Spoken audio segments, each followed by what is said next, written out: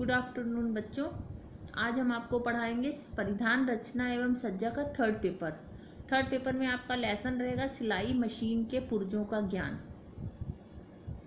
और टॉपिक आपका रहेगा मशीन के प्रकार और पुर्जों के बारे में। देखो, मशीन दो प्रकार की होती है, हाथ से चलाने वाली मशीन, पैर से चलाने वाली मशीन।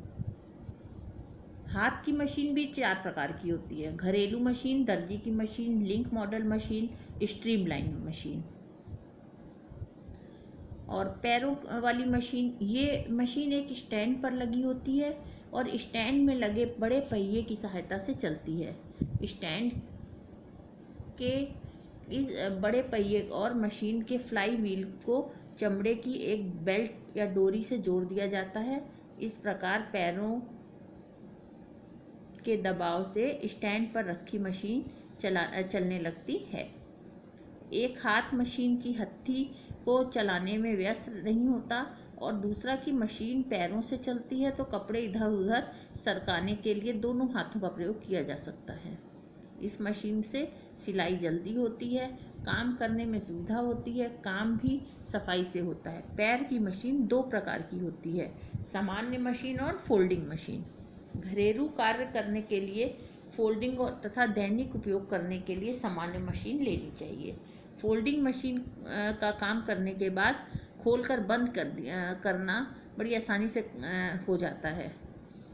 मशीन का तख्ता टेबल की तरह काम में लिया जा सकता है, जगह की बचत होती है और सज्जा की दृष्टि से अत्यंत उपयोगी है। दैनिक और व्यावसायिक सिलाई के लिए टेलर मास्टर डोमेस्टिक मॉडल के समान मशीन उपयुक्त करता है। मशीन के पुर्जे, जब मशीन यूज़ करनी आ जाती है तो उसमें मशीन के पुर्जों का ज्ञान होना बहुत आवश्यक है। जैसे हैंडल ड्राइवर, लकड़ी की हत्थी या मुट्ठी जिसको हाथ से ड्राइव करते हैं, हैंडल ड्राइवर कहलाता है। Fly wheel, fly wheel machine का बड़ा पहिया है जिसे घुमाने से मशीन गति करती है, जिसको रोकने से मशीन का पहिया रुक जाता है, ये फ्लाई व्हील कहलाता है। बॉबिन बाइंडर, बॉबिन में धागा लपेटा जाता है, बॉबिन बेस को से बॉबिन केस बॉबिन में निकालकर चढ़ा दी जाती है। बॉबिन, जिस चरखी पर धागा लपेटा जाता है उसे बॉबिन कहते हैं। बॉबिन केस, बॉबिन केस में बॉबिन डाली जाती है, उसे बॉबिन केस कहते हैं।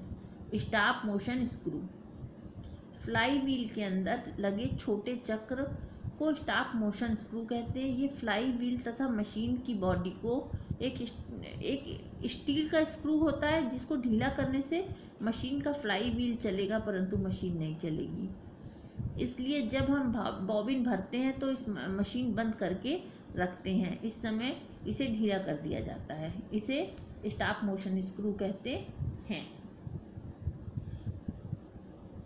स्पूल पिन, मशीन की बॉडी के ऊपर 2 लंबी पतली कीलें लगी होती हैं, ये मशीन की बॉडी के ऊपरी भाग में लगी होती हैं। सिलाई करते समय फिरकी भरने तथा इसमें रील लगाने में इस दोनों कीलों का प्रयोग किया जाता है, इसे स्पूल पिन कहते हैं। थ्रेड गाइड, सिलाई करते समय जब फ्लाई व्हील घूमता है तो यही लीवर ऊपर नीचे होकर धागा खींचकर बखिया बनाने की सहायता करता है। यदि धागे को लीवर में डाला जाए तो सीधा सुई में पिरो दिया जाए तो इसे धागे से गुच्छे नहीं पड़ते हैं इसमें। फिर लीवर में से होकर निकलता हुआ धागा हुक में डाला जाता है, उसे थ्रेड गाइड कहते हैं। धागे को बिना खिंचाव या ढीलापन दिए ठीक से चलाने के लिए इस हुक को भी पिरोना चाहिए। स्टिच रेगुलेटिंग स्क्रू, ये स्क्रू मशीन की बॉडी पर लगा होता है। इसका प्रयोग टांकों की लंबाई घटाने बढ़ाने के लिए किया जाता है। पेच को ढीला करके ऊपर खिसकाने के लिए सिलाई के टांके लंबे आते हैं और जिसे नीचे खिसकाने से छोटी सिलाई होती है। बीच में करने से टाँके लंबे आते हैं और नीचे खिसकाने से छोटे आते हैं। बीच के टाँके के लिए पेंच को भी बीच में रखने की ज़रूरत पड़ती है। 0 नंबर से 0 पर सिलाई उल्टी होगी। 0 नंबर पर मशीन बिल्कुल नहीं चलेगी। फेस प्लेट, मशीन का चमकीला भाग जो सामने की ओर होता है, इस प्लेट के साथ take up lever, thread tension device, thread guide आदि पुर्जे जुड़े रहते हैं। ये फेस प्लेट कहलाती है। टेक अप लीवर, मशीन को चलाने से फ्लाई व्हील घूमता है तो ये लीवर ऊपर से नीचे की ओर धागे को खींचकर बखिया बनाने में सहायता करता है। यदि धागे को लीवर में डाला जाए तो सीधा सुई में पिरो दिया जाए तो धागे के गुच्छे नहीं पड़ेंगे। लीवर में से होता हुआ धागा सुई में पिरो दिया जाए तो अच्छा रहता है, जिससे गुच्छे नहीं पड़ते और उसे धागे के हुक में डाला जाता है। उसे थ्रेड गाइड कहते हैं। धागे को बिना खिंचाव या ढीलापन दिए ठीक चलाने के लिए इस हुक का प्रयोग किया जाता है। Thread tension device, face plate में लगभग आधी ऊंचाई पर एक पेंच लगा होता है। ये पेंच कसने तथा ढीला करने पर ऊपरी धागे के तनाव को कम अधिक करता है, इसलिए इसे थ्रेड टेंशन डिवाइस कहते हैं। इसी प्रकार थ्रेड टेंशन डिस्कस होता है। थ्रेड टेंशन डिस्कस में ये डिवाइस के पीछे गोल चक्रियों को थ्रेड टेंशन डिस्कस कहा जाता है। थ्रेड टेंशन डिस्कस सामने का धागा नहीं, इन्हीं चक्रियों के बीच में डालकर टेक अप लीवर तथा सुई में पिरोया जाता है। सिलाई के समय ध्यान रखना चाहिए कि धागा चक्रियों के बीच में रहे। यदि धागा यहाँ से निकल जाएगा तो सिलाई में गुच्छे पड़ेंगे। Pressure regulating screw, face plate के ऊपर की ओर एक बड़ा पेंच लगा होता है जिससे कपड़े का दबाव कम या अधिक किया जाता है। इसे रेगुलेटिंग स्क्रू कहते हैं और प्रेशर रेगुलेटिंग स्क्रू भी कहते हैं। प्रेशर फुट बार लिफ्टर, इस यंत्र के द्वारा प्रेशर फुट को नीचे दबाने तथा ऊपर उठाने के लिए प्रयोग किया जाता है। एक टेढ़ी सी कील की शक्ल का होता है।